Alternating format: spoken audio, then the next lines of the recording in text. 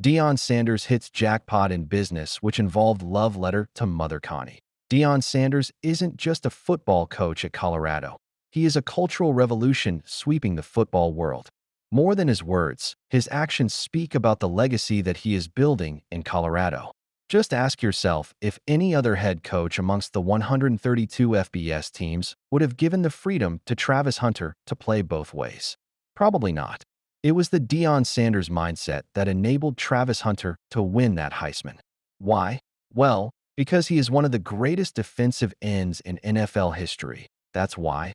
And also because of the weight his voice and his opinions carry in every room he enters. Moreover, ever since he has taken over Colorado, a program that was reeling with obscurity is now one of the most watched teams in college football. For context, the Oregon game was watched by more than 10 million people, and the Colorado versus Kansas fixture stood 25th nationally in viewership, barring playoffs. And now this offseason, primetime is on to a very different arena, and guess what? He is excelling in that, too. Well, we all know how important family is for Deion Sanders. We saw Coach Prime fighting for Shedeur's draft over the course of the previous months and even threatened to out the coach who, in his opinion, was spreading lies in the media. Coach Prime has never shied away from taking a stand for his kids and his family. And quite recently, we saw his mother, Connie, sporting that special edition, stylish red Nike sneakers dedicated by Nike. The shoes were especially launched to celebrate the bond between Deion Sanders and his mother.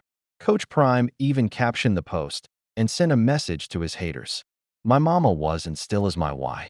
All the way from Fort Myers, Florida, number 239. She ain't worked since '89. And you got the nerve to hate. Hate on that. The sneakers went on sale by Nike and were sold out within 5 minutes. But this wasn't it. Several other sneakers were also launched by Nike, especially for Deion Sanders. There was a stylish white high top, a golden and black high top, and several others. Guess what? All of these sneakers were sold in less than 10 minutes. Deion Sanders took to Instagram and wrote a message for his critics and straight up silenced them. They say I sold out. They had to be talking about my shoes. Sold out on SNKRS in less than 10 minutes. Deion Sanders not only shared the pictures of the white sports shoes by Nike, but also shared a throwback picture when he donned them in the NFL. The head coach shared the picture with his autograph on it, along with the picture of the sneakers. This incident alone shows the type of pull that the head coach still has on the fans, even now as a coach. Now you can imagine how crazy the fans would have gotten when the man himself entered the field all clothed up in team colors, right? But this is not where Deion Sanders' recent achievements end. Coach Prime reacts to his brand new upcoming Netflix documentary. We have seen Deion Sanders be a head coach who leaves a lasting legacy on players, be it his almost personally crafted recruitment philosophy or the way he manages his players in Colorado. But more than that, he is also a prolific coach on the field. His first season might not have gone his way at Colorado, but the man showed that he means business after leading the Buffs to a 9-4 season. All these things have captured the attention of a media giant, and Coach Prime is getting his own documentary as per reports by On3. Coach Prime's tenure at the Buffs will be the subject of a 2-episode Netflix documentary titled Prime Time that will be released in 2026. Deion Sanders reacted to the development in quite his signature fashion. Guess what? I heard a rumor, Sanders said in a video. I ain't one for rumors, but I heard a rumor. Prime Time is going prime time on Netflix in 2026. Oh, now give me my theme music. Well, Deion Sanders might be terming it as a rumor, but the documentary is pretty much in the pipeline. Earlier, too, the head coach's tenure at Jackson State was the subject of an Amazon Prime documentary that was released in 2022. The documentary spanned 3 seasons and had all the inside moments at Jackson State, showing how Deion Sanders led the program and guided them through an undefeated SWAC championship season. Would you watch Deion Sanders' upcoming Netflix saga? Deion Sanders Jr. sends 2-word message as Kevin Stefanski shows true colors to Shedeur Sanders. You could feel the tension shift the moment Kevin Stefanski cracked a brutal truth on ESPN Cleveland radio. This was a man under pressure offering up what might have been the biggest hint yet about the Browns' quarterback drama. For months, the Browns have been in limbo, plagued by indecision, injuries, and the ghost of bad QB trades past. But when it came time to speak on Shedeur Sanders, The controversial, charisma-dripping fifth-rounder, Stefanski didn't duck. He leaned in, and Deion Sanders Jr. wasted no time reacting. Just a few weeks ago, Shedeur's stock was crumbling like a stale biscuit. He went from possible top 10 to lucky to get drafted, all thanks to whispers about cocky interviews, bad body language, and straight-up disinterest during team visits.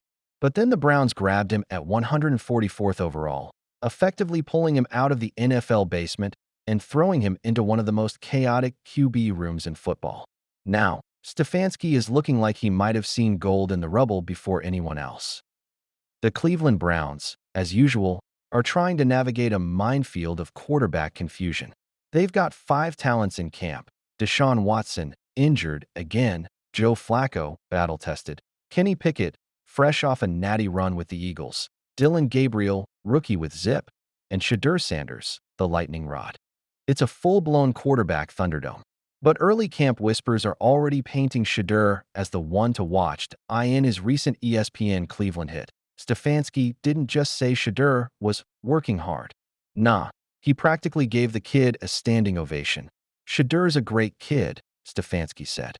"And whether it's a following that he's earned, I mean, that's something that he's done a great job of, interacting with fans. But he's a great, great kid. He's working like crazy, just like all the guys. These rookies, my office is downstairs. They've got to walk by my office as they come in, and they come in early. Shedeur, like all those guys, he's in there early. He's getting his work done. He's working really, really hard. I like everything there is about Shedeur. And you already know what happened next." Deion Sanders Jr. took that clip straight to IG through his media brand, Well Off Forever, and hit it with the perfect 2-word caption: "Yes, sir." Simple, direct, like a proud older brother watching his lil bro start cooking. That Stefanski quote hit different considering what was said about Shedeur pre-draft. Remember, folks said he tanked interviews, came off arrogant, and had GMs shaking their heads. And now here's Stefanski, one of the coldest, most reserved head coaches in the league, giving him flowers just days into rookie camp. That isn't nothing. That's narrative flipping in real time. Even Shedeur himself has stayed chill under all this noise. He addressed the QB competition drama in a recent interview and basically said, "I'm not here for the negativity." Instead, he's leaning into the grind. "I'm extremely grateful for the opportunity," Shedeur told the media after signing a 4-year, $4.6 million deal with Cleveland. "What fuels me is my purpose in life. Understanding that I was able to get an opportunity when a lot of people didn't want to give me one."